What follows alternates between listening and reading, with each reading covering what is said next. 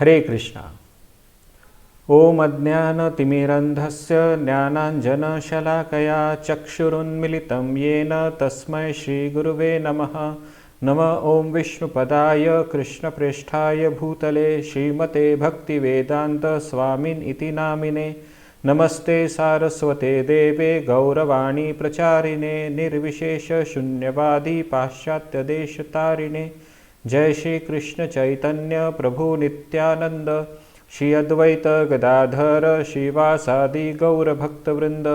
हरे कृष्णा कृष्णा कृष्णा हरे हरे, हरे राम राम राम हरे हरे। हरे कृष्णा। तो आप सबका स्वागत है आज के हमारे श्री बृहद भागवतामृत क्लास में। कल हमने सुना था कि किस प्रकार से श्री नारद मुनि उच्चतर भक्त को ढूंढते हुए वे उद्धव जी के पास आते हैं, और उद्धव के पास आने के पश्चात उद्धव जी जो है व्रजवासियों के ऊपर भगवान की विशेष कृपा का वर्णन करना प्रारंभ करते हैं। और इसी प्रसंग को लेकर पूरी जो कथा है, पूरा जो स्टोरी लाइन है, पूरा एक तरह से आउट ट्रैक हो जाता है। अभी आउट ट्रैक क्यों होता है ये हमने चर्चा की थी कि नारद मुनि व्रजवासियों के बारे में जानकारी लेने जाते हैं, लेकिन वहाँ पर आर्गुमेंट छिड़ जाता है कि सही मायने में व्रजवासियों के ऊपर कृष्ण ने कृपा की या नहीं की। और उसमें फिर माता रोहिणी ये दर्शाती है कि श्री कृष्ण कितने कठोर हृदय के हैं कि उनकी व्रजवासियों पर बिल्कुल भी दया नहीं। फिर उसके प्रतिवाद में रुक्मिणी देवी तथा उनकी अन्य रानियाँ श्री कृष्ण का पक्ष लेकर कहते हैं कि नहीं, श्री कृष्ण, भगवान श्री कृष्ण जो है व्रजवासियों का बहुत चिंतन करते हैं, उनका हमेशा नित्य स्मरण करते रहते हैं। फिर इसके प्रतिवाद में फिर बलराम जी कहने लगते हैं कि नहीं, ऐसा नहीं है, अगर ऐसा होता तो कृष्ण मेरी बात मानकर वृंदावन जरूर जाते, लेकिन वो अभी तक गए नहीं वहाँ पर। और इस प्रकार से वाद प्रतिवाद के दौरान श्री कृष्ण जो सुप्त अवस्था में अपने कक्ष में लेटे हुए थे, दुख में थे, वे रोते हुए अपने कक्ष से बाहर आते हैं और फिर उद्धव से पूछते हैं कि मैं सही मायने में कठोर हृदय हूँ और मुझे क्या करना चाहिए जिससे व्रजवासी सुखी हो जाए। तो इस बात को सुनकर माता देवकी जो है वो थोड़ी सी डर जाती है, ये सोच के कि कहीं कृष्ण वापस वृंदावन चले जाए। इसलिए माता देवकी कहती है कि जो कुछ भी व्रजवासियों को चाहिए, जो भी वस्तुओं से वो प्रसन्न हो जाए, वो वस्तुएं आप उन व्रजवासियों को प्रदान करो जिससे वो संतुष्ट हो सके।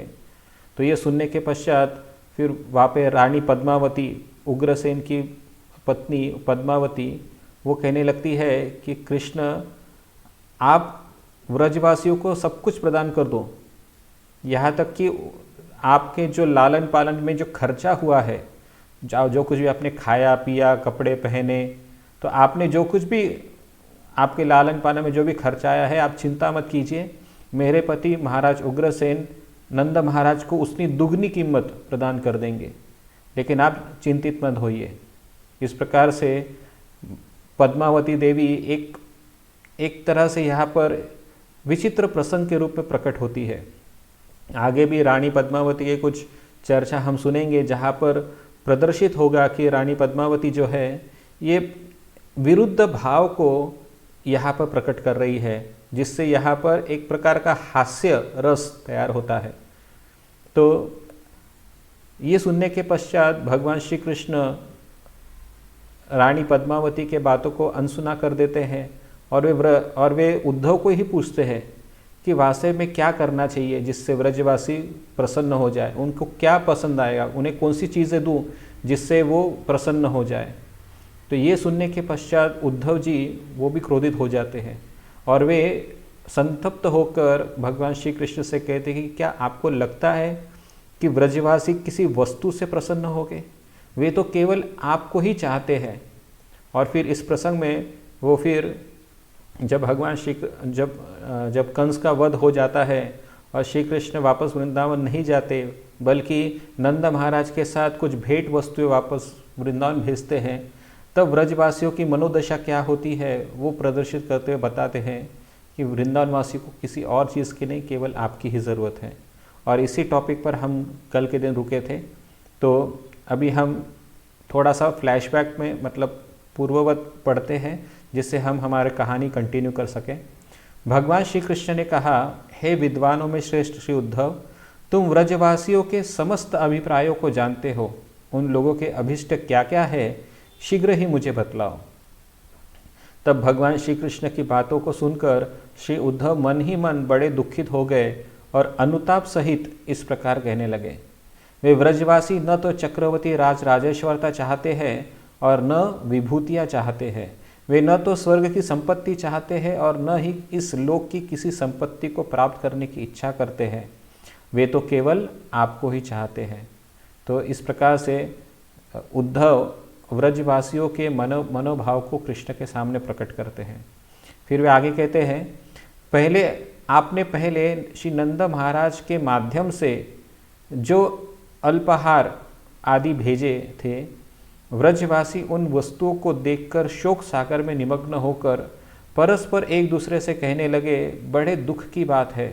श्री कृष्ण ने यही समझा है कि अब हम लोग इन्हीं वस्तुओं को चाहते हैं और हम ऐसे ही कृपा के योग्य हैं। तो यहाँ पर भी वही वर्णन आ रहा है कि व्रजवासी जो है कितने क्रोधित हो गए थे जब नंद महाराज के द्वारा, जब कृष्ण के द्वारा व्रजवासियों को ये भेंट वस्तुएं जब भेजी गई थी। उन्हें लगा कि क्या कृष्ण ने हमारे प्रेम का यही प्रतिफल दिया है? क्या उन्हें ये लगता है कि हम बदले में, कृष्ण के प्रेम के बदले में इस प्रकार की वस्तुएं चाहते हैं? और इस वजह से व्रजवासी उस समय बहुत क्रोधित हो गए थे। वे अलग अलग प्रकार से धिक्कार करने लगे थे। उन्होंने अपने प्रेम का धिक्कार किया, उन्होंने अपने जीवित रहने का धिक्कार किया। ये सोचा कि ये देखने से पहले हम मर क्यों नहीं गए, ऐसे वो सोचने लगे। और यहाँ तक उन्होंने जो वरिष्ठ गोप थे, जैसे नंद महाराज तथा अन्य वरिष्ठ गोप, उन सबका भी धिक्कार किया, ये सोचकर कि वे वापस आए ही क्यों, बिना कृष्ण को लेकर वो वापस आए ही क्यों, ऐसा वे सोचने लगे। अब की माता श्री यशोदा के साथ सभी व्रजवासियों ने आपके व्रज में लौट के आने की आशा परित्याग कर मृततुल्य होकर महा अनशन व्रत धारण कर लिया था। तो कल हमने ये सुना था कि समस्त जो गोपियाँ थी, उन्होंने मरण उपरांत, मरण तक अनशन व्रत, मतलब न खाना न पीना, कुछ भी न करना, ऐसा व्रत धारण कर रखा था, जिससे लोग चाहते थे कि ऐसे जीने से अच्छा मर जाना ही अच्छा है। और ऐसे 3 दिन तक उस वृंदावन में सब शोक छाया था, कोई हर्ष उल्लास नहीं था। फिर जब 3 दिन के पश्चात जब नंद महाराज को पता चला कि जो स्वयं भी 3 दिन के लिए अपने आप को एक कमरे में बंद कर रखा था, वे भी किसी से कुछ बात नहीं कर रहे थे, लेकिन जब उन्होंने देखा कि सारे व्रजवासी गण इस प्रकार से व्यथित है, तो फिर उन्होंने अपनी चुप्पी तोड़ी और फिर उन्होंने कहा कि मेरा जो कृष्ण है वो सत्यवचनी है, वो कभी कुछ झूठ नहीं बोल सकता। मेरा पुत्र सत्यवादी है। व्रज में आने से पहले ही उसने प्रेम के चिन्ह के रूप में इन वस्तुओं को भेजा है। वहाँ का आवश्यक कार्य शीघ्र समाप्त करके वह अवश्य ही व्रज में आएगा। ऐसा कृष्ण ने नंद महाराज को वचन दिया है। ऐसा आश्वासन नंद महाराज दे रहे थे।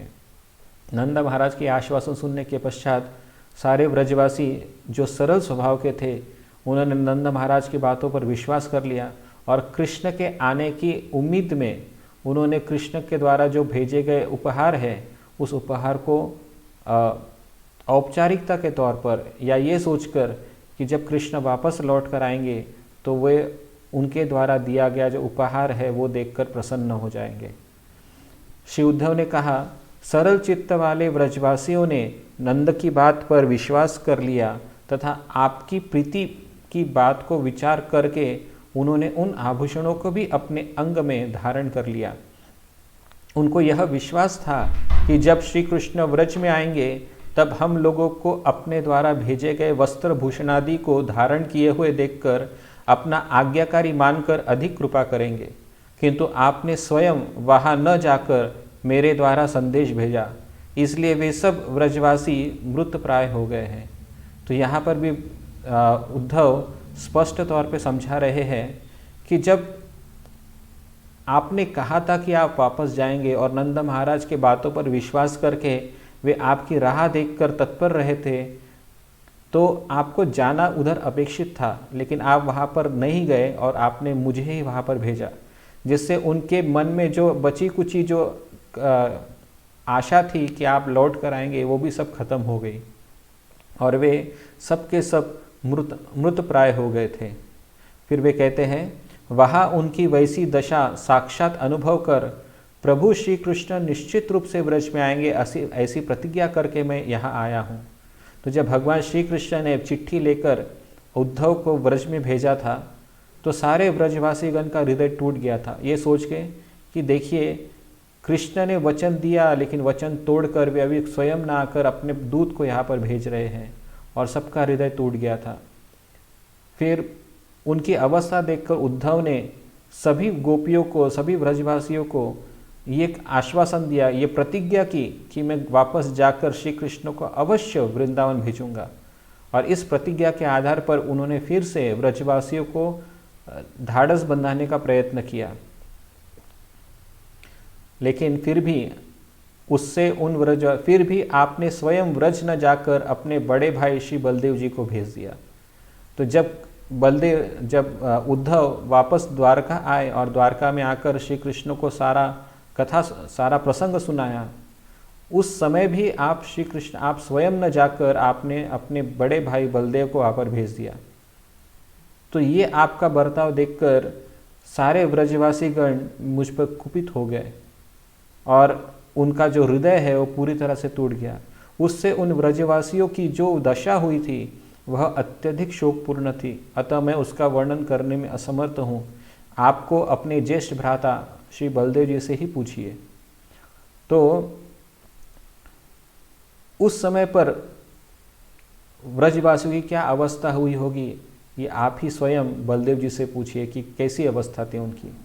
तो ये जो पूरा प्रसंग है, हम उसको थोड़ा सारांश रूप में समझाने का प्रयत्न करेंगे। सबसे पहले श्री कृष्ण जब अक्रूर द्वारा ले जाए गए थे, तो फर्स्ट टाइम वो रिटर्न नहीं आए, और उस समय नंद महाराज ने आश्वासन दिया उनको कि श्री कृष्ण ज़रूर लौटेंगे, क्योंकि कृष्ण ने वचन दिया है। और सरल चित्त वाले व्रजवासियों ने उस बात को स्वीकार करके इस आशा में कि कृष्ण अवश्य आएंगे, अपना दैनंदिन जीवन जीना चालू कर दिया, लेकिन केवल इसी उम्मीद में कि कृष्ण कभी भी आ सकते हैं। लेकिन कृष्ण वहाँ पर गए नहीं, बल्कि उन्होंने उद्धव जी को भेजा, वो भी चिट्ठी लेकर। तो इससे वृंदावन वासियों का मन और भी टूट गया, उनकी रही सही उम्मीद भी वहाँ पर ख़त्म हो गई। लेकिन उद्धव जी ने फिर से प्रतिज्ञा कर कहा कि जैसे ही मैं द्वारका जाऊँगा, कृष्ण को व्रज आने के लिए ज़रूर मना लूँगा। इससे फिर ब्रजवासियों में थोड़ा सा आशा का किरण वहाँ पर आया, लेकिन वो भी श्री कृष्ण ने पालन नहीं किया। उसके बदले में उन्होंने बलदेव जी को भेज दिया, स्वयं न जाकर बलदेव जी को भेज दिया, और बलदेव जी से कहा कि आप जाकर वहाँ पर ब्रजवासियों को समझाइए। और जब वहाँ पर बलदेव जी आए तो उन्होंने जो अवस्था देखी ब्रजवासियों की, वो बलदेव जी भी वो उस अवस्था को ठीक नहीं कर पाए, क्योंकि सभी लोग श्री कृष्ण को इतना प्रेम करते थे कि श्री कृष्ण वापस व्रज में कब आएंगे, इसी आशा में वहाँ पर थे। लेकिन कृष्ण न आकर केवल बलदेव जी आए, इससे वो लोग बहुत दुखी हो गए थे। तो इस चीज़ का वर्णन उद्धव कह रहे हैं कि आप स्वयं बलदेव जी के ही मुख से सुनिए कि कैसी उधर की अवस्था थी। श्री कृष्ण के विच्छेद से उत्पन्न महादुख की आशंका से श्री देवकी और श्री रुक्मिणी आदि का मुख मलिन हो गया, और वे नीचे की ओर मस्तक झुकाकर अपने नेत्रों से अश्रु बहाने लगी। यह देखकर कोमल हृदय वाले श्री कृष्ण ने स्नेह से व्याकुल होकर संकेत पूर्वक कुछ लिखने के लिए स्याही कागज आदि को मंगवाया। तो जब उद्धव के ये सारे शब्द समाप्त हो गए, तो उनका बात करना इतना कन्विंसिंग था कि देवकी तथा रुक्मिणी अन्य रानियों को ऐसा लगने लगा कि अभी उद्धव की बात मानकर श्री कृष्ण अभी तुरंत व्रज को चले जाएंगे। और ये सोचकर ही उनका हृदय दुख से पीड़ित हो गया। वे तुरंत ही उनके आंखों से अश्रुधारा बहने लगे, ये सोच के कि कृष्ण भी व्रज को चले जाएंगे और वे हमारे साथ नहीं रहेंगे। ये सोचकर देवकी तथा रुक्मिणी अन्य रानीगण भी रोने लग गए वहाँ पर।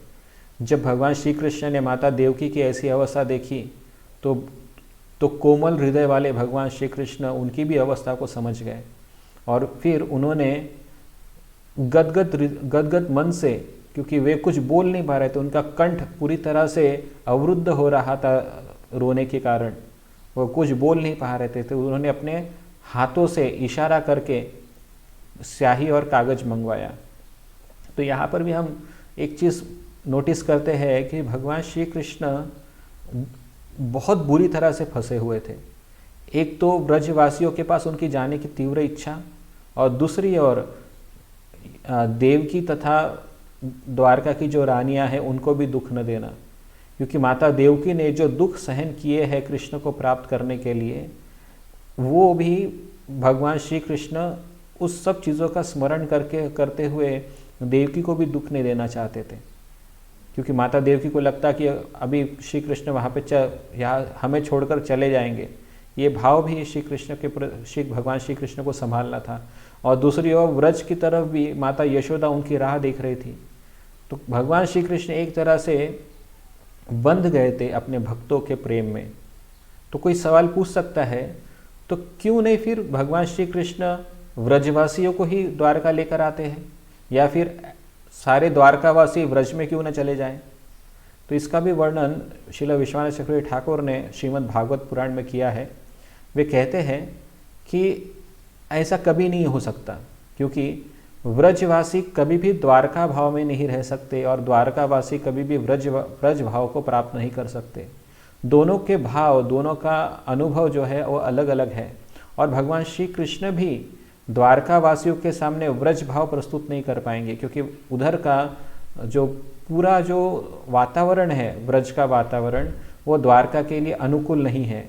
और इस वजह से व्रज में जो घटना घटती है, वही अगर घटना अगर द्वारका में घटित हो तो सारे लोग भ्रमित हो जाएंगे।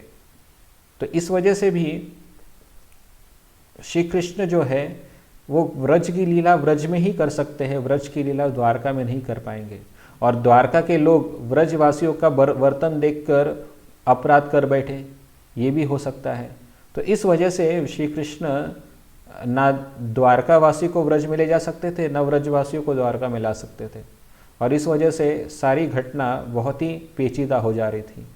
तो यहाँ पर भी श्री कृष्ण जब है वो अभी सोच रहे कि क्या करें, तो उनको एक युक्ति सूझी कि वे स्याही और कागज मंगा रहे थे जिससे वे व्रजवासियों को पत्र लिख सके। लेकिन जब उद्धव को ये बात समझ में आ गई कि श्री कृष्ण एक चिट्ठी लिखने वाले हैं, तो वे और भी दुखी हो गए। व्रजवासियों को दृढ़ प्रतीति दिलाने के लिए श्री कृष्ण ने स्वयं अपने कर कमलों के द्वारा उस पत्र को लिखा। उन्होंने उसमें लिखा, प्रिय व्रजवासियों, यहाँ पर आरंभ किए गए कार्य को समाप्त करके और बंधुओं को आश्वासन देकर आप मुझे व्रज में आया ही समझें।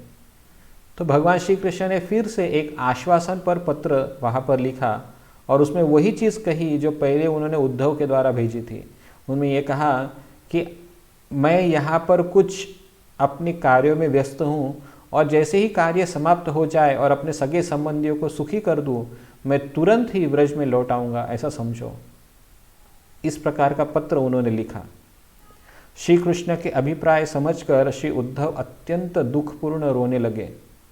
वे व्रजवासियों के मन के भावों को जानते थे, इसलिए इस प्रकार कहने लगे। तो जब श्री कृष्ण ने इस प्रकार का चिट्ठी लिखी तो उद्धव का ही दिल टूट गया।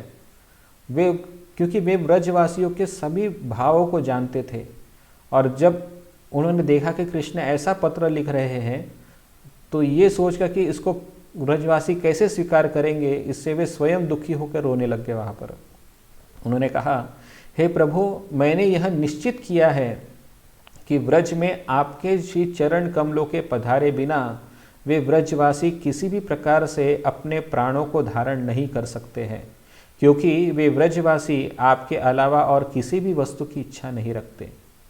तो यहाँ पर स्पष्ट तौर पर उद्धव अश्रुपूर्ण नेत्र से श्री कृष्ण से अपील कर रहे हैं, विनती कर रहे हैं कि हे कृष्ण, ऐसा चिट्ठी लिखकर और व्रजवासियों को दुखी मत करो, आप स्वयं ही वहाँ पर जाइए, क्योंकि बिना आपके व्रजवासियों को और कोई सांत्वना नहीं दे सकता। ऐसा उद्धव वहाँ पर कह रहे हैं। फिर ये सुनने के पश्चात माता रोहिणी और वापस पद्मावती रानी के बीच में फिर से कलह आरंभ हो जाता है। ये सुनकर माता पद्मावती जो है, रानी पद्मावती जो है, वो दुष्ट बुद्धि वाली होने के कारण उसका विचार देखो कैसे चलता है। ऐसा सुनकर दुष्ट बुद्धि युक्त कंस की माता पद्मावती हंसकर सिर हिलाती हुई इस प्रकार कहने लगी, अरे बुद्धिहीन देवकी, अब मैं समझ गई, अच्छी तरह से समझ गई। उद्धव ने अनेक दिनों तक व्रज में वास किया था और उन धूर्त व्रजवासियों ने गोरस दे देकर इसको अपने वशीभूत कर लिया है। अब वे उद्धव की सहायता से तुम्हारे पुत्र को पुनः व्रज में ले जाकर फिर उसी भयंकर दुर्गम हिंसक जीव जंतुओं वाले तथा कांटों से भरे वन में उससे अपने पशुओं की रक्षा कराने की अभिलाषा कर रहे हैं। तो एक प्रकार से रानी पद्मावती जो है वो एक पूरी तरह से विक्षिप्त अवस्था है। यहाँ पर प्रसंग क्या चल रहा है, वो बोल क्या रही है, उसे खुद को समझ में नहीं आ रहा।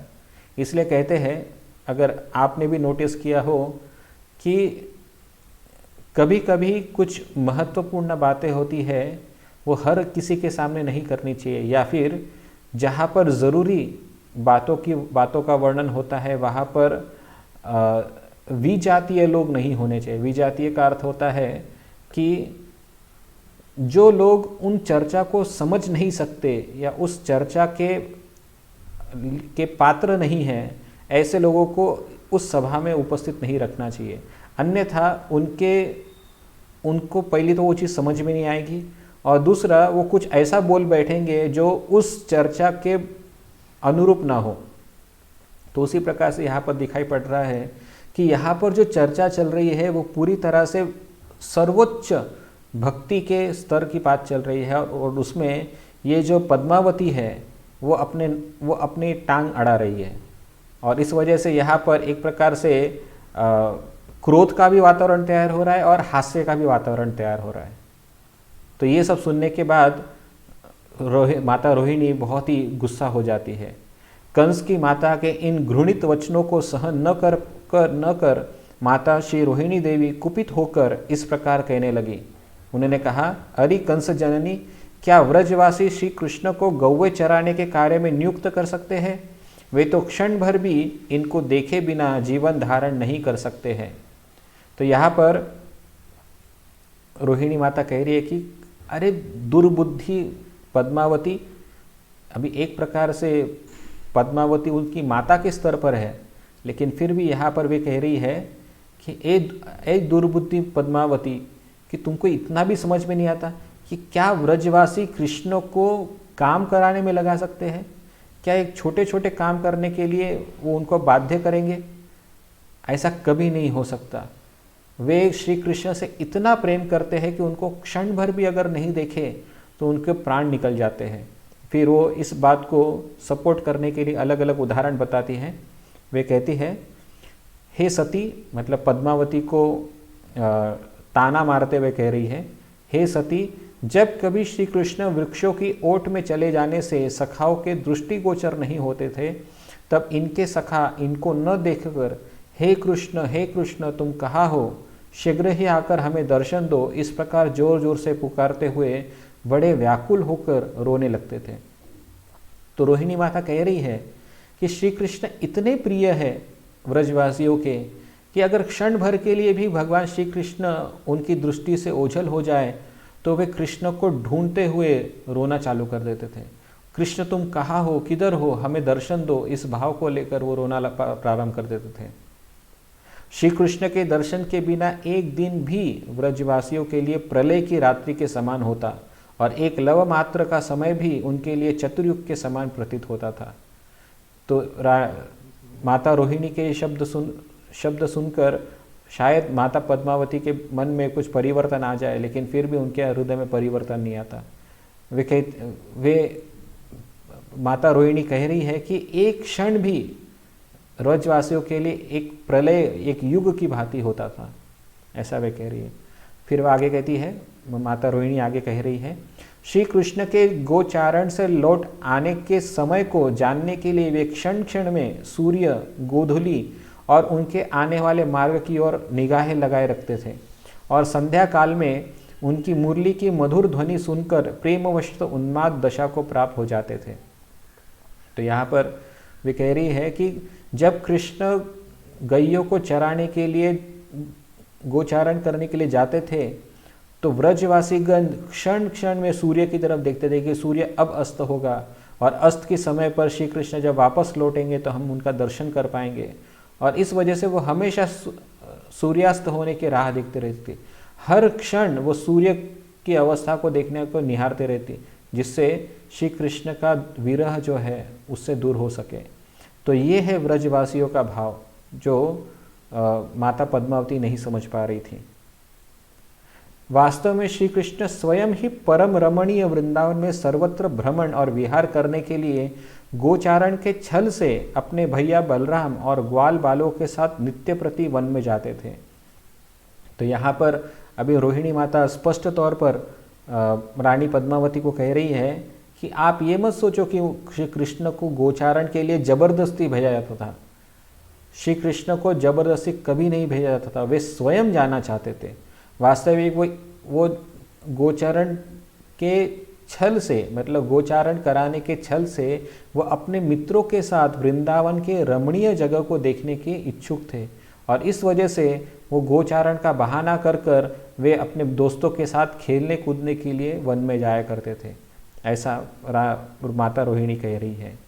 वे कहती है, श्री व्रजमंडल के वृंदावन और गोवर्धन में हिंसा तथा पशुओं की चोरी होने की कोई आशंका ही नहीं है।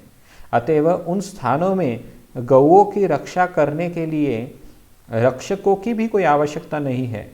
गाय, भैंस आदि पशु अपने आप ही प्रातःकाल वन में चले जाते और तथा स्वच्छंद रूप से तृण और जल आदि भक्षण कर सायंकाल को अपने अपने स्थानों पर लौट आते थे।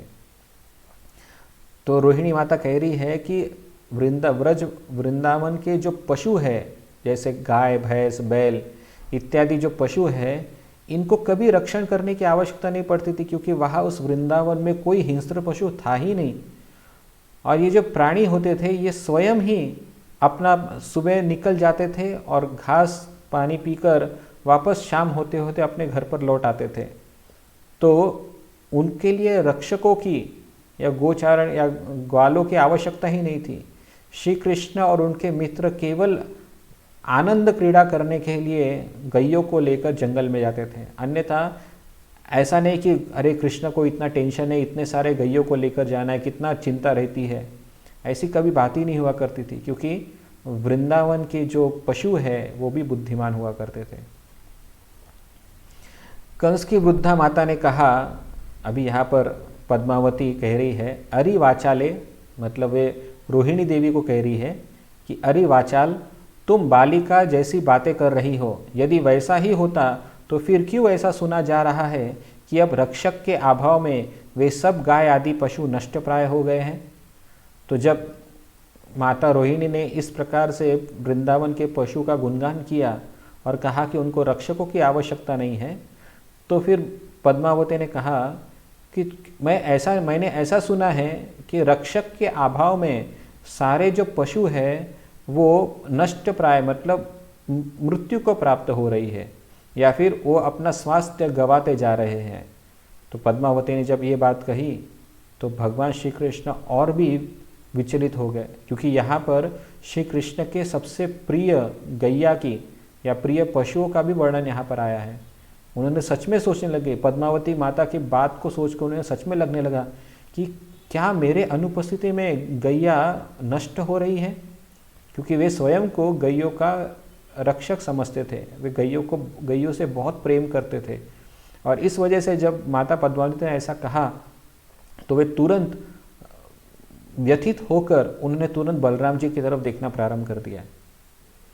फिर जब बलराम जी की तरफ उन्होंने देखा तो बलराम जी श्री कृष्ण का भाव समझ गए और फिर वे अभी ब्रजवासियों की अवस्था का वर्णन करना चालू किया। श्री बलदेव ने कहा, हे कृष्ण, गौओं का तो कहना ही क्या, तुम्हारे प्रिय मृग, विहंग, भांडीर वन के कदम्ब आदि वृक्ष, लताएं, कुंज, तृण मंडित हरे भरे मैदान, सरोवर शुष्क हो गए हैं तथा पर्वत आदि भी दिन प्रतिदिन क्षीण होते जा रहे हैं। तो बलदेव जी भी कहने लगे कि केवल गैयों की क्या बात कर रहे हो, वृंदावन में रहने वाले जितने भी पशु, जितने भी मृग इत्यादि प्राणी हैं, और केवल प्राणी ही नहीं, पेड़ पौधे लता, ये सारे के सारे जो चीज़ें, ये सारे के सारे जो जीव हैं, वे आपके विरह में शुष्क हो गए हैं। यहाँ तक कि जो सरोवर है, नदी तालाब है, वो भी आपके अनुपस्थिति के कारण वो भी सूख गए हैं। तो ये वहाँ का अवस्था है। उन्होंने ये भी कहा कि वहाँ पे जो पर्वत है, जैसे गोवर्धन पर्वत, वो भी दिन प्रतिदिन क्षीण होते जा रहा है आपके अनुपस्थिति के कारण। उन्होंने कहा, तुमने व्रज में जिस कालिया हृदय को विष से रहित कर दिया है, वही उनके अत्यधिक शोक का कारण बन गया है। तो ये बलराम जी कह रहे हैं कि तुमने यमुना नदी के समीप जो कालिया हृदय नाम का जगह था, मतलब सरोवर था जिसमें कालिया निवास करता था, जब से तुमने उस कालिया नाग को वहाँ से भगा दिया है, वो कालिया हृदय जो है वो उनके दुख का कारण बन गया। अभी क्यों दुख का कारण बन गया? क्योंकि पहले उस जगह पर विष के कारण जो कोई भी वहाँ का पानी पी लेता था वो मर जाता था। तो अभी वृंदावनवासी ये सोच रहे हैं कि काश ये कालिया यहाँ से न जाता तो हम इसी सरोवर में डुबकी लगाकर अपना प्राण त्याग कर देते। लेकिन अभी कालिया के यहाँ न रहने के कारण, कृष्णा ने कालिया को यहाँ से भगा देने के कारण अब हम जान भी नहीं दे सकते। फिर कोई कह सकता है तो फिर यमुना नदी में डुबकी मार के जान दे दो। तो बलदेव जी कहते हैं कि अभी यमुना भी सूख गई है। वहाँ से यमुना में भी बहुत कम जल रह गया है, अर्थात वे लगभग सूख गई है। मतलब इतना कम जल रह गया है कि उसमें डूबा भी नहीं जा सकता। तो ऐसा वे कह रही है। तो ठीक है, कोई कहे फिर तो गोवर्धन पर्वत है, इतना ऊंचा पर्वत है, उस पर्वत से जाकर कोई छलांग लगा दे। तो उसके लिए भी वे कहते हैं, जो श्री गोवर्धन तुम्हारे कर कमल पर चढ़कर स्वर्ग तक पहुँच गए थे, अब वही गिरिराज नीचे भूतल में चले गए हैं। तो यदि कोई चाहे कि मैं पर्वत पर चढ़कर अपनी जान दे दूँ, तो ये कह रहे कि जो गिरिराज आपके हाथों के स्पर्श के कारण जिसकी चोटी स्वर्ग तक पहुंच जाती थी, ऐसी गिरिराज की अवस्था ऐसी हो गई कि अभी वो ज़मीन में धंसता जा रहा है और उसकी ऊंचाई इतनी कम हो गई कि उसके ऊपर से छलांग लगाने वाला भी मर नहीं सकता। तो ऐसी अवस्था हो गई है। जो जीवित रह गए हैं उन्होंने भी स्नान, पान और भोजन आदि का त्याग कर दिया है। उनके प्राण केवल तुम्हारे नामामृत के सेवन के कारण ही बाहर नहीं निकल रहे हैं। तो बलदेव जी बहुत ही करुण अवस्था में बता रहे हैं कि और जो कोई भी बच गए हैं, जो जीवित है अभी, उन्होंने भी अपना खाना पीना सब छोड़ दिया है। उनका भी खाने पीने में मन नहीं लगता। वे केवल आपकी राह देखना चाहते हैं, लेकिन आपके स्मरण के कारण भी उनके प्राण नहीं जाते। वो खाना पीना सब भूल चुके हैं, वो कुछ खाते नहीं हैं, अपने शरीर को बनाए रखने के लिए कुछ कार्य नहीं करते हैं, लेकिन फिर भी उनकी मृत्यु नहीं हो रही। क्यों? क्योंकि वे आपके स्मरण के कारण उनका प्राण नहीं निकल रहा है, और इसी का ही वे उनको दुख भी है। वो सोचते हैं कम से कम मैं मर जाऊँ तो ये दुख से मुक्त हो जाऊँगा, लेकिन वे मर भी नहीं सकते क्योंकि वे आपके स्मरण के कारण, आपके नाम अमृत के कारण उनकी मृत्यु भी नहीं हो रही है। ऐसा बलदेव जी कृष्ण से कहते हैं। तो जब ये सब सुना बलदेव जी से, तो भगवान श्री कृष्ण बहुत ही करुण अवस्था में रोना प्रारंभ कर देते हैं। श्री बलदेव की इन वेदना भरी बातों को सुनकर अति कोमल स्वभाव वाले श्री कृष्ण अपने बड़े भाई का कंठ पकड़कर अत्यधिक दीन व्यक्ति की भांति उच्च स्वर से क्रंदन करने लगे तथा क्षण भर में ही मूर्छित हो गए। तो जब भगवान श्री कृष्ण ने बलदेव के मुख से ये सब सुना तो उनको बहुत दुख हुआ। इतना दुख हुआ कि वो जोर जोर से रोने लगे और अपने बड़े भाई बलदेव जी के गले में हाथ डालकर वे उनके गले में रोने लग गए। और उनका रोना इतना करुणामय और हृदय विदारक था कि उधर उपस्थित सभी लोग भगवान श्री कृष्ण के रोने को देखकर वे भी रोने लग गए। यहाँ तक कि बलराम जी भी रोने लग गए। और तुरंत ही कुछ ही देर पश्चात बलराम तथा कृष्ण दोनों ही उस दुख को सहन न कर पाने के कारण वहाँ पर मूर्छित होकर गिर पड़े। उनके दुख को अनुभव करके माता रोहिणी, श्री उद्धव, देवकी, मदन जननी, श्री रुक्मिणी, सत्यभामा और अंतपुरवासी सभी इस अपूर्व घटना को देखकर बारंबार क्रंदन करते करते विकल हो गए। तो जब इस प्रकार से कृष्ण और बलराम को रोते हुए उन्होंने देखा और उनकी ऐसी अवस्था देखी, तो उनको देखकर ये सभी के सभी उधर के उपस्थित लोग हैं वे सब वहाँ पर रोने लग गए और एक अलग ही वातावरण वहाँ पर तैयार हो गया। हर कोई वहाँ पर रो रहा था। अंतपुर से आ रही उस उच्च क्रंदन की ध्वनि को सुनकर श्री वसुदेव सहित सभी यादवगण अति शीघ्र गति से दौड़कर उस महारोदन स्थल पर उपस्थित हुए। वहाँ पर जब इतने जोर जोर से रोने की आवाज़ सुनाई देने लगी तो यह आवाज़ बहुत दूर तक जाने लगी। यहाँ तक कि सुधर्मा सभा में बैठे हुए जो यादवगण थे, वसुदेव आदि गण थे, उन्हें भी वो आवाज़ सुनाई दी और वे तुरंत दौड़ते हुए श्री कृष्ण के उस महल में आए जहाँ पर ये सब घटना घट रही थी। समस्त द्वारकावासी भी प्रभु की वैसी अवस्था को देखकर क्रंदन करने लगे और ये समाचार सारे द्वारका में फैल गया कि भगवान श्री कृष्ण रो कर मूर्छित हो गए। इस बात को सुनकर सारे द्वारकावासी वे भी रोने लग गए। इसका कारण था कि ऐसी अवस्था उन्होंने पहले कभी भी नहीं देखी थी, क्योंकि ब्रज द्वारकावासियों ने कभी भी भगवान श्री कृष्ण के ऐसे बर्ताव को या ऐसी अवस्थाओं को पहले कभी नहीं देखा था।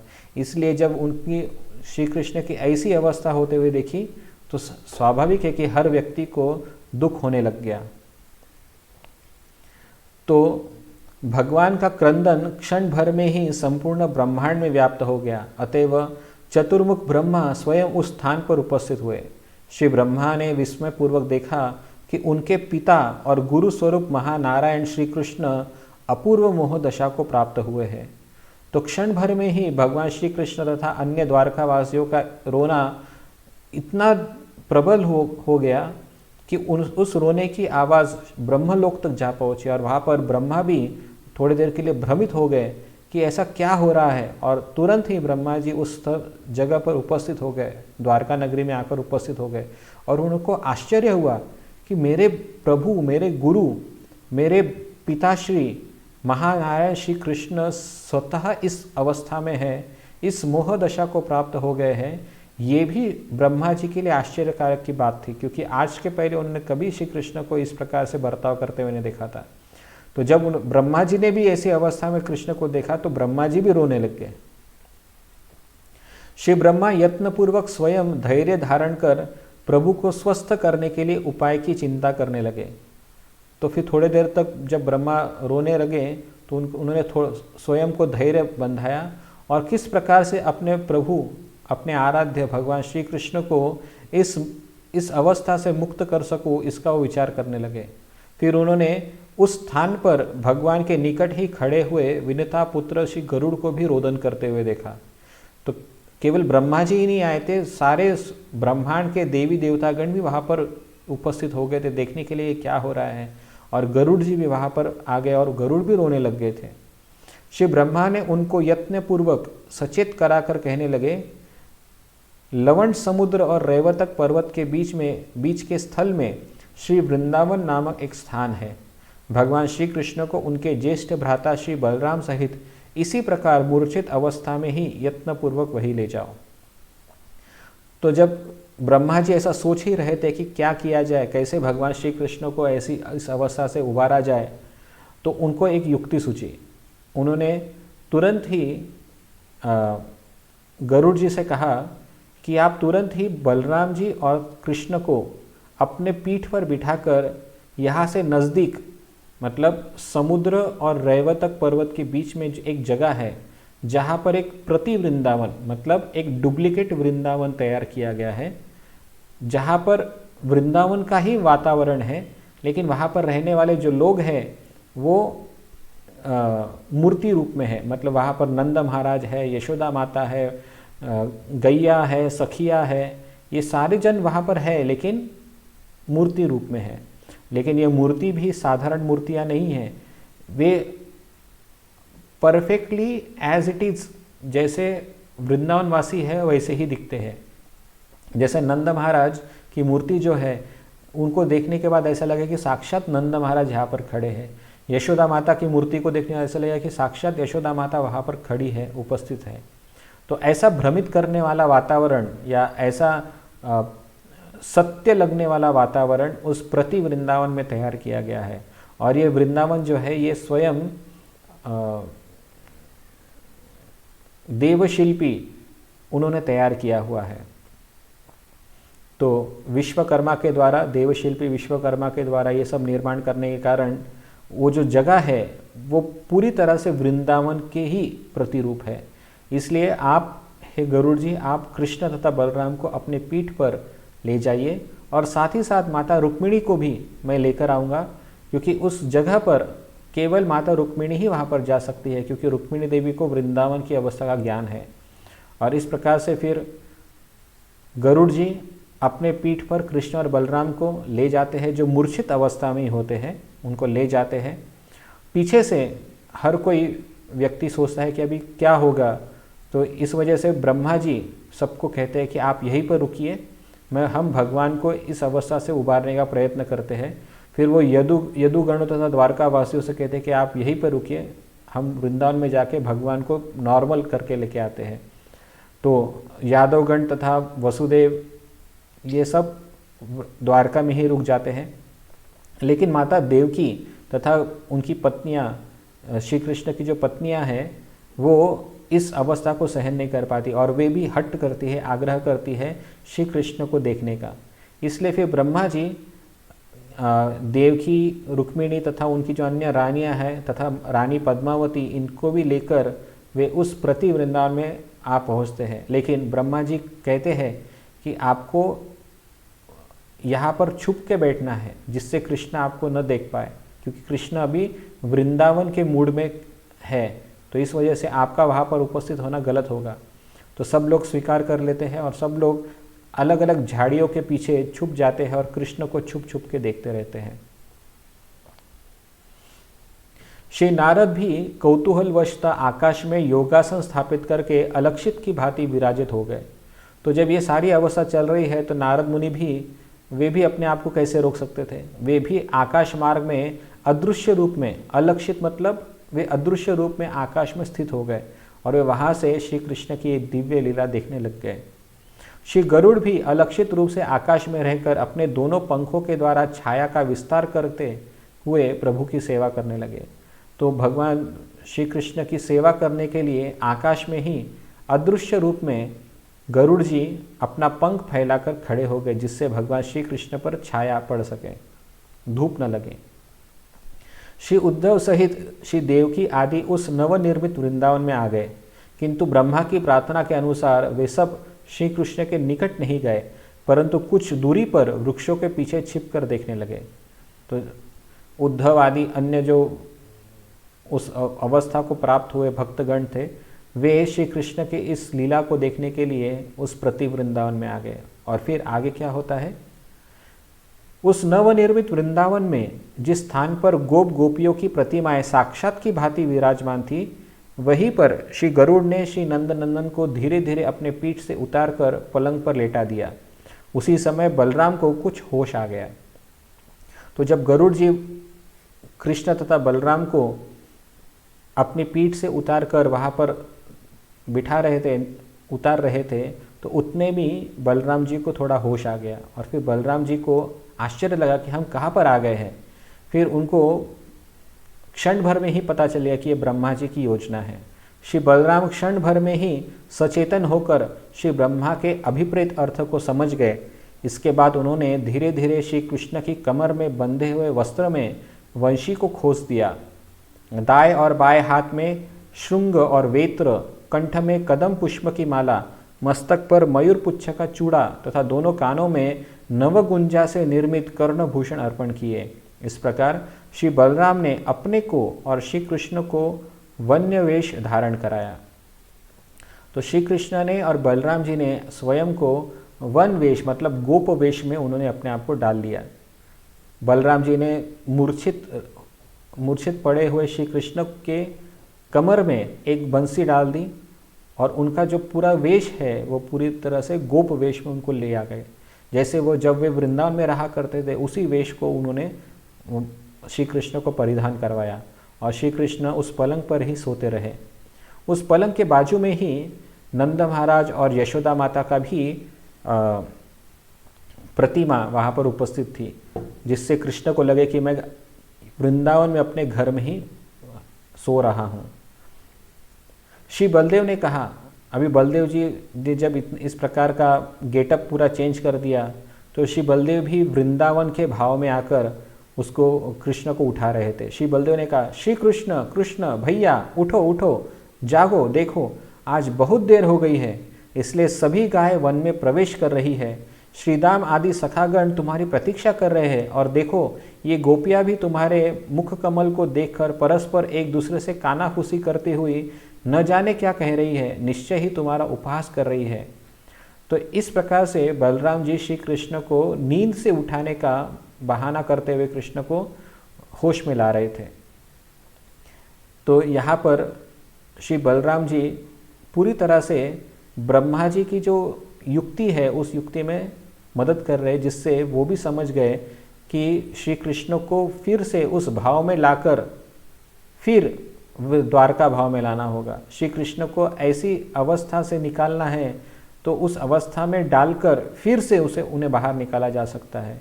तो बलराम जी भी इस लीला में सहभागी हो गए और वे भी वृंदावन के वासियों के जैसे जब वो वृंदावन में रहा करते थे वैसे ही बर्ताव करने लगे।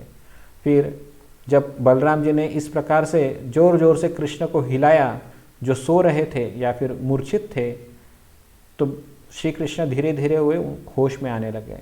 बहुत देर के पश्चात निद्रा भंग होने पर श्री कृष्ण ने अपने सम्मुख जब श्री नंद को देखा तो मधुर हास्य करते हुए लज्जापूर्वक उनको प्रणाम किया। तो बहुत देर के बाद जब बलराम जी ने उनको बहुत हिलाया डुलाया तब जाके श्री कृष्ण अपनी मूर्छा से बाहर आए और उन्हें ऐसा लग रहा था कि मैं बहुत देर तक सो रहा था। और अपने आंखें पोंछते हुए उन्होंने जब देखा कि नंद महाराज अपने ही पलंग के पास खड़े हुए हैं तो उनको बहुत लज्जा आई, क्योंकि आमतौर पर श्री कृष्ण जो है इतनी देर तक सोते नहीं थे और हमेशा वे नतमस्तक होकर नंद महाराज के सामने स्वयं जाकर उन्हें प्रणाम करते थे। लेकिन आज ऐसा हुआ कि श्री कृष्ण के सामने स्वयं नंद महाराज खड़े थे तो उन्हें थोड़ी सी लज्जा आ गई। उन्हें ऐसा लगा कि अरे आज मैं इतना देर तक सोया कि स्वयं पिताजी को यहाँ पर आना पड़ा। तो ये सोचकर उन्हें थोड़े से लज्जित हो गए और उसी अवस्था में उन्होंने अपने पिता नंद महाराज को प्रणाम किया। श्री कृष्ण ने फिर अपनी माता यशोदा से कहा, हे माता, आज मैंने अभी प्रातःकाल में ही न जाने कितने विचित्र स्वप्न देखे हैं। तो जब उन्होंने देखा कि माता भी यहाँ पर खड़ी है, पिताजी भी यहाँ पर, नंद महाराज भी यहाँ पर खड़े हैं, तो स्वाभाविक है कि कृष्ण को समझ में आ गया कि माता को और पिताजी को संशय हो रहा है कि कृष्ण को क्यों इतना टाइम लगा उठने में, तो उठने में इतना समय क्यों लगा, इसका कारण देते हुए कह रहे हैं माता यशोदा से, हे माता, कि आज मैंने प्रातःकाल में एक विचित्र सपना देखा और वो सपना इतना विचित्र था कि उसमें ही दंग हो जाने के कारण मैं सुबह जल्दी नहीं उठ पाया। तो फिर वो बताना प्रारंभ करते कि वो क्यों नहीं उठे। मैंने यह स्वप्न देखा है कि यहाँ से मधुपुरी जाकर मैंने दुष्ट कंस आदि का वध किया है, जरासंध आदि राजाओं को पराजित किया तथा नरकासुर का वध कर देवताओं को सुखी किया है। और फिर मैंने महासागर के तट पर द्वारका नाम की महापुरी निर्माण की है इत्यादि बहुत कुछ स्वप्न में देखा। इस प्रकार बहुत देर तक मनोहर स्वप्न द्वारा विघ्न उपस्थित होने के कारण मैं आज अन्य दिनों की भांति यथा समय पर शैया से उठ नहीं पाया हूँ। तो भगवान श्री कृष्ण कारण बता दे कि क्यों मैं उठ नहीं पाया, क्योंकि कृष्ण को लगा कि शायद मैं सपना देख रहा था और सपने में मैंने क्या क्या देखा कि मैं मथुरा गया, वहाँ पर कंस का वध किया, फिर मैं द्वारका गया, वहाँ पर अनेक रानियों के साथ विवाह किया, फिर अलग अलग वो अपने स्वप्न का वर्णन करने लगे।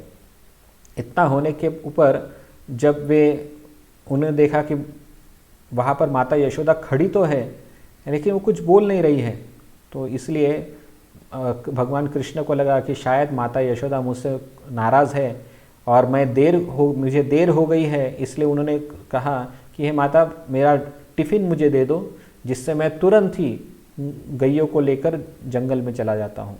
तो इसलिए वे अपना हाथ पसार कर अपनी टिफ़िन की याचना करने लगे।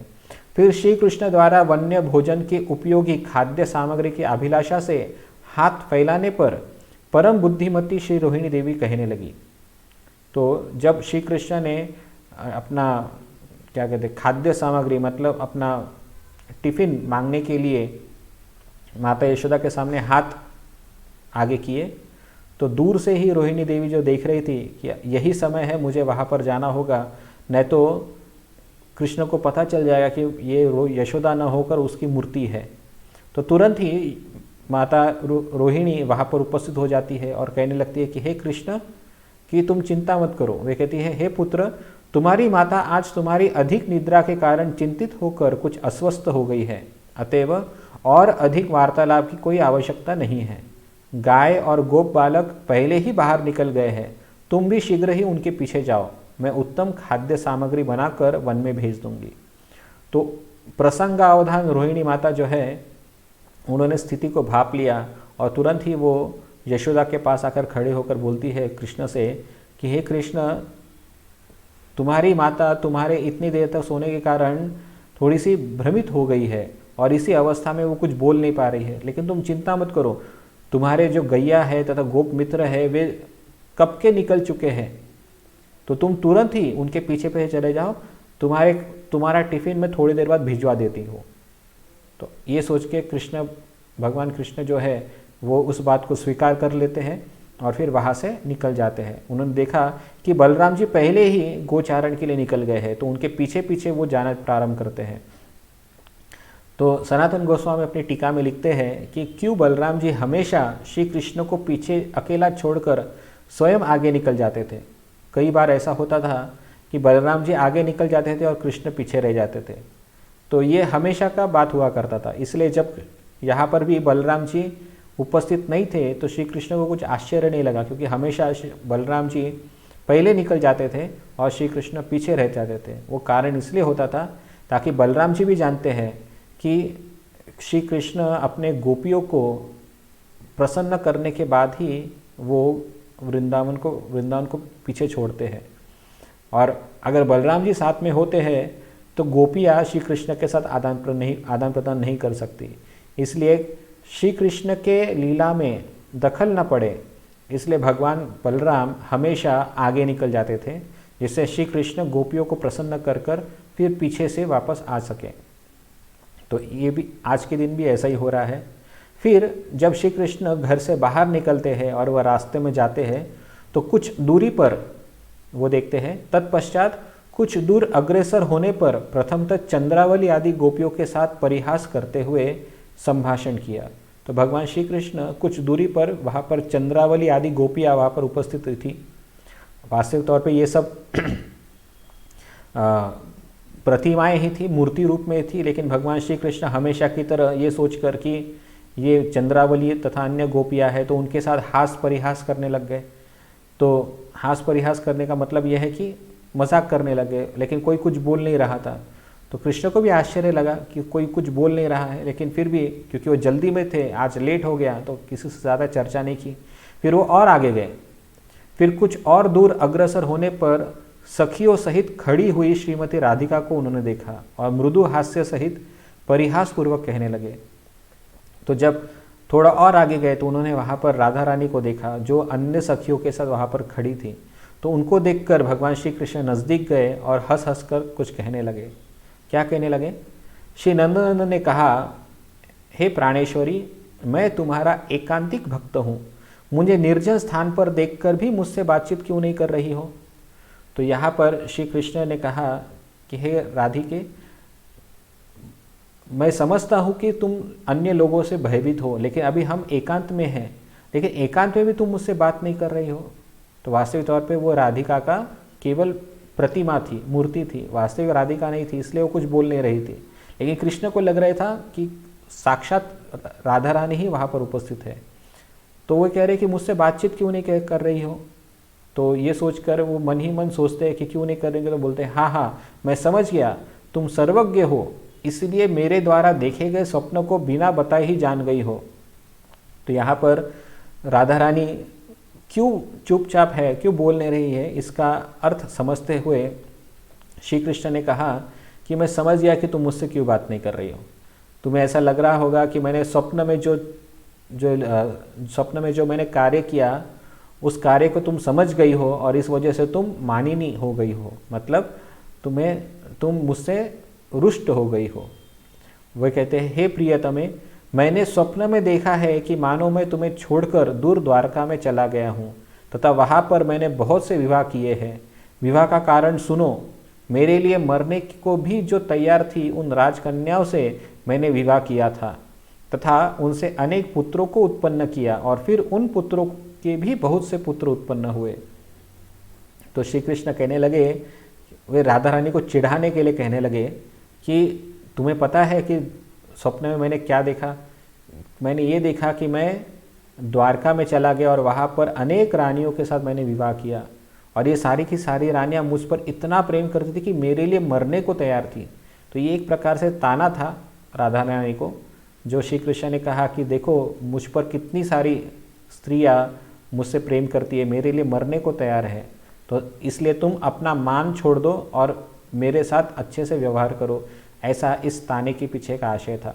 और फिर भगवान श्री कृष्ण ये सब बताने थे कि मैंने विवाह किया, विवाह के पश्चात मेरे बहुत सारे पुत्र हुए और प्रत्येक पुत्र के भी बहुत सारे पुत्र थे, इस प्रकार से मेरा बहुत बड़ा परिवार हो गया था। ऐसा फिर वो राधा रानी के पास कहने लगे। फिर वे कहते, इस प्रकार स्वप्न के वृत्तांत को सुनाकर श्री नंदनंदन ने श्रीमती राधिका के दिव्य अंगों पर पुष्प फेंके और फिर इधर उधर दृष्टिपात कर उनको चुंबन सहित आलिंगन करके आगे जा रही गौओं और गोप बालकों के साथ जा मिले। तो जब श्री कृष्ण ने इस प्रकार का वर्णन किया तो पहले से वो बहुत देर हो चुकी थी, तो उन्होंने राधिका के प्रतिकार को नहीं देखा, उन्होंने ज़्यादा ध्यान नहीं दिया। उनको लगा कि हमेशा की तरह राधा रानी फिर से नाराज़ हो गई, लेकिन अभी उनका ध्यान पूरी तरह से गैयों की तरफ था, इसलिए उन्होंने इधर उधर देखा कि लोग नहीं हैं, इसलिए तुरंत ही उनका आलिंगन किया और उनका चुंबन भी किया और इस वजह से और फिर वो तुरंत ही वहाँ से भाग गए। तो ये सब देखा, ये सब कौन देख रहा था वहाँ पर? ये श्री कृष्ण की सारी रानियाँ, यथा रुक्मिणी, सत्यभामा, जामवती, कालिंदी, इतनी सारी रानियाँ ये सब देख रही थी कि कृष्ण कर क्या रहे हैं।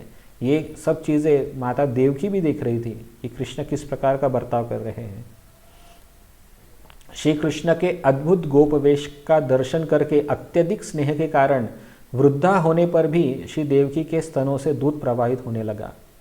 तो जब भगवान श्री कृष्ण इस प्रकार का वर्तन कर रहे थे तो माता देवकी जो है, कृष्ण का वो जो गोप बालक रूप है, गोप वेश है, उसको देखकर माता देवकी बहुत ही अत्यधिक स्नेहिल हो गई। और इतनी ज़्यादा वृद्ध होने के बावजूद भी, अभी इतनी ज़्यादा वृद्ध का अर्थ ये होता है कि हम जानते हैं कि ये समय पर भगवान श्री कृष्ण की आयु 125 वर्ष के आसपास थी। तो सोचो कि देवकी माता की कितनी आयु होगी, और इतनी आयु में उनके स्तनों से दूध बहने लग गया था। क्यों? क्योंकि वे कृष्ण के मोहक स्वरूप को देखकर अत्यधिक स्नेहिल हो गई थी। श्री कृष्ण के वृंदावन रूप को उन्होंने पहली बार देखा था और वे नहीं समझ पाती थी कि क्यों यशोदा इतना कृष्ण से प्रेम करती है, लेकिन आज जब उन्होंने कृष्ण को इस गोप वेश में देखा तो वो समझ गई कि क्यों कृष्ण गोप ब्रजवासियों के इतने प्रिय है।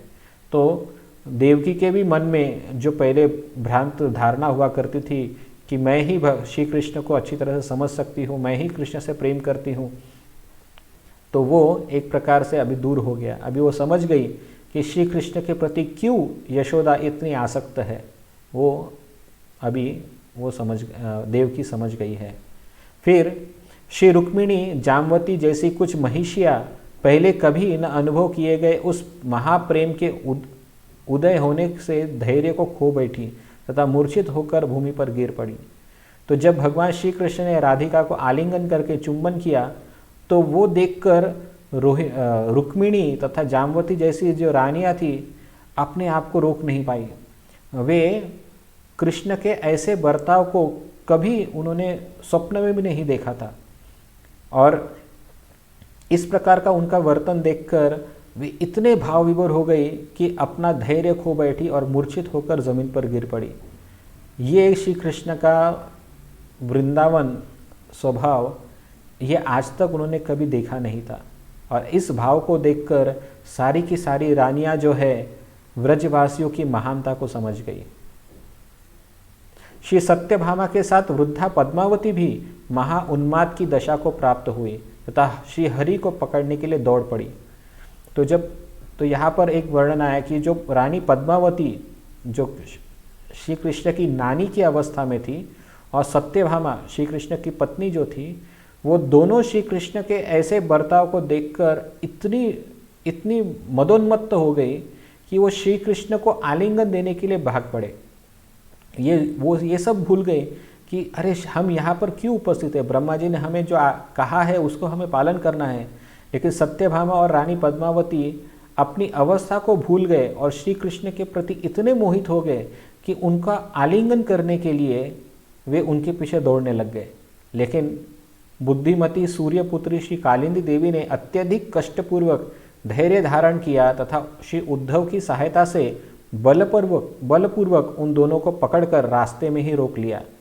तो सत्यभामा और पद्मावती दौड़ने लग गए कृष्ण को पकड़ने के लिए या कृष्ण को आलिंगन देने के लिए, लेकिन रास्ते में ही सत्यभामा को कालिंदी जो अन्य रानी थी कृष्ण की, उसने उनको पकड़ लिया और धैर्य बंधाया और उद्धव ने पद्मावती को बीच में रोक लिया, जिससे ये जो प्लान है ब्रह्मा जी का वो प्लान फेल ना हो जाए इसलिए। लेकिन फिर भी वे उस अवस्था को प्राप्त हुई थी जो अवस्था उन्होंने पहले कभी अनुभव नहीं किया था। तो ये श्री कृष्ण का जो वृंदावन स्वरूप है ये पहली बार इन द्वारका की रानियों ने अनुभव किया था। श्री गोविंद गोचारण करते करते कुछ दूर अग्रसर हुए तथा सामने द्वारकापुरी के समुद्र को देखकर श्री यमुना के भ्रम से उसमें जल विहार करने की अभिलाषा से श्रीदाम आदि सखाओं को पुकारने लगे। तो जब भगवान श्री कृष्ण थोड़ी दूर पर गए तो उन्होंने देखा कि दूर नदी बह रही है। उन्हें लगा ये यमुना नदी है, लेकिन वास्तविक तौर पर वो द्वारका नगरी के पास वाला समुद्र था। लेकिन कृष्ण को लगा कि ये यमुना नदी ही है, इसलिए वो जोर जोर से आनंदित होकर अपने मित्रों को बुलाने लगे। हमेशा की तरह वो जल क्रीड़ा करना चाहते थे, इसलिए वो अपने मित्रों को वहां पर बुलाने लग गए। तब श्री कृष्ण ने चारों ओर निरीक्षण करते हुए उस महासागर के तीर पर सुशोभित अपनी द्वारकापुरी को देखकर बड़े ही विस्मित हुए तथा कहने लगे, अहो ये क्या है, मैं कहाँ पर हूँ, मैं कौन हूँ। तो जब भगवान श्री कृष्ण उस यमुना नदी मतलब यमुना नदी जैसे लगने वाले वो सागर की तरफ जब आए, तट पर आए, तो वो थोड़े से भ्रमित हो गए। उन्हें लगा कि यमुना नदी इतनी बड़ी कैसे हो सकती है, और साथ ही साथ उन्होंने थोड़ी दूर पर देखा कि ये तो द्वारकापुरी है।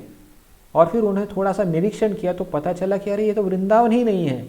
फिर वो आश्चर्यचकित होकर, विस्मित होकर वे अब स्वयं से ही पूछने लगे, वे स्वयं बड़बड़ाने लगे कि अरे ये क्या है, मैं कौन हूँ, मैं कहाँ हूँ, ये सब क्या हो रहा है। ऐसे भगवान श्री कृष्ण अपने स्वयं से ही बात करने लगे। इस प्रकार आश्चर्यचकित होकर श्री कृष्ण जब बार बार जल्पना करने लगे तथा समुद्र तथा द्वारकापुरी को पुनः पुनः देखने लगे, तब श्री बलदेव ने कहा, हे प्रभु, हे वैकुंठेश्वर, अपने आप को समझिए। आप देवताओं के द्वारा प्रार्थना किए जाने पर भूभार हरण के लिए इस धरा धाम में अवतीर्ण हुए हैं। तो जब श्री कृष्ण इस भ्रमित अवस्था में थे तो भ्रमित अवस्था को देखकर बलराम जी वहाँ पर तुरंत उपस्थित हो गए और श्री कृष्ण को वास्तविक स्थिति से अवगत कराया। उन्होंने ये भी बताया कि ये सारा प्लान ब्रह्मा जी का था और ये ब्रह्मा जी ने ऐसा प्लान क्यों किया था, वो भी वर्णन करते हुए कह रहे हैं कि आप इस अवस्था को समझिए कि आप इस धराधाम पर देवताओं को असुरों से मुक्त कराने के लिए उपस्थित हुए हैं। इस भूभार का, इस भूदेवी का भार हरण करने के लिए आप यहाँ पर अवस्थित हुए हैं। और साथ ही साथ आपने जो धर्मराज युधिष्ठिर को धर्म की स्थापना के लिए नियुक्त किया है, उसका रक्षण के लिए आप यहाँ पर आए हैं। आपके साथ उन दुष्टों का वैर भाव ही उनके द्वारा आपके प्रिय युधिष्ठिर को पीड़ा देने के विशेष कारण है। तो यहाँ पर बलराम जी कह रहे हैं कि युधिष्ठिर तथा अन्य जो आपके भक्त हैं उनके जीवन में ये आसुरी प्रवृत्तियाँ, आसुरी गण तकलीफ़ें इसलिए डालते हैं क्योंकि इन असुरों का आपके साथ वैर है और ये असुर जानते हैं कि ये भक्त जो है आपके प्रिय है, इसलिए क्योंकि वे आपको कुछ नहीं कर सकते इसलिए वे आपको, आपके भक्तों के ऊपर ही आक्रमण करते हैं। तो हे कृष्ण, आप अपने भक्तों का भी रक्षण कीजिए, ऐसा बलराम जी यहाँ पर कह रहे हैं। भगवान ने क्रोधित होकर कहा, भैया उस शाल्व के अनुज आदि कौन है? वे तो अत्यंत तुच्छ है, मैं अकेला ही उनका संहार कर दूंगा। आप मेरे इन प्रतिज्ञा पूर्वक सत्य वचनों पर संपूर्ण रूप से विश्वास रखिए। अभी अचानक से जब बलराम जी ने ये सब कहा तो कृष्ण का भी भाव परिवर्तन हो गया। अभी वे श्री कृष्ण मतलब वृंदावन कृष्ण के रूप से बाहर निकलकर वे एक क्षत्रिय राजा के भाव में, एक वीर रस के भाव में वहाँ पर उपस्थित हो गए। तो तुरंत ही पूरी तरह से भाव बदल हो गया यहाँ पर और वे बोलने लगे कि हे भैया, हे बलराम जी, आप चिंता मत करो, मैं तुरंत ही इन सभी असुरों का विनाश कर दूंगा और मैं प्रतिज्ञा करता हूँ कि मैं इन सब का विनाश करके ही रहूँगा। ऐसा कह के वे अपने क्षत्रिय भाव में वापस आ जाते हैं। और फिर वे उसमें कहा है, इससे पूर्व श्री कृष्ण असीम रसों के सार से उत्पन्न प्रेम रस में निमग्न थे, किंतु अब श्री बलदेव ने उनको उस प्रेम रस से वीर रस में लाकर स्वस्थ करा दिया। इस प्रकार श्री कृष्ण ने अपने प्रेम रस में निमग्न मुग्ध भाव का परित्याग कर दिया। तो जिस उद्देश्य से श्री कृष्ण को इस प्रति वृंदावन में लाया गया था वो उद्देश्य भी सफल हो गया है। कौन सा उद्देश्य था? कि भगवान जो प्रेम रस के भाव में उन्मत्त हो गए थे या पूरे तरह से मुग्ध हो गए थे और वे अपनी अवस्था को भूल चुके थे, उस अवस्था को वापस लाने के लिए उन्होंने उस प्रेम भाव से वीर भाव में वो लेकर आ गए, जिसके कारण अभी वे नॉर्मल व्यक्ति की तरह बर्ताव करने लगे हैं। तो ये सब जब बलराम जी ने उनके सामने सब इस प्रकार का छल किया, श्री कृष्ण समझ गए कि मेरे साथ छल हुआ है, तो एक प्रकार से वे हंसने लग गए। श्री कृष्ण अपने ज्येष्ठ भ्राता श्री बलदेव के मुख की ओर देखकर कुछ लज्जित से हुए तथा मंद मंद हंसने लगे। तो श्री कृष्ण को समझ में आ गया कि ये सब बलराम जी तथा ब्रह्मा जी का कुछ प्लानिंग था जिसमें मैं भ्रमित हो गया था, और ये सब जो है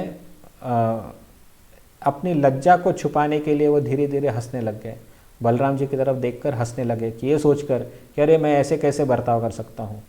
उसी समय भगवान के भावों को जानने में निपुण श्री गरुड़ भी वहाँ पर उपस्थित हुए तथा श्री कृष्ण उन पर चढ़कर अलक्षित रूप से अपने राजभवन में पधारे।